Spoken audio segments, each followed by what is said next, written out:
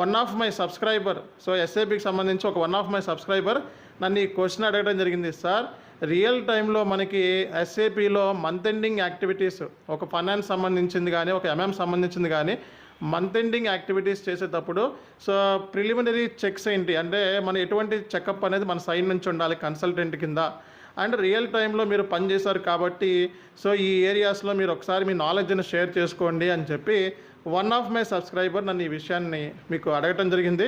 దీనికి సంబంధించి ఒక వీడియో తయారు చేస్తే అందరికీ హెల్ప్ అవుతుందనే ఉద్దేశంతో ఈ వీడియో తయారు చేస్తారు. సో ఒక విషయాన్ని గుర్తుపెట్టుకోండి, సో మంత్ ఎండింగ్ యాక్టివిటీ లేదా ఇయర్ ఎండింగ్ యాక్టివిటీ అనేది చాలా చాలా క్రూషియల్ యాక్టివిటీ అనమాట. సో అంటే ఏంటి, ఎవ్రీ మంత్ ఎండ్ అలాగే ఎవ్రీ ఇయర్ ఎండ్లో మనం జనరల్గా బుక్స్ అనేది క్లోజ్ చేస్తాం.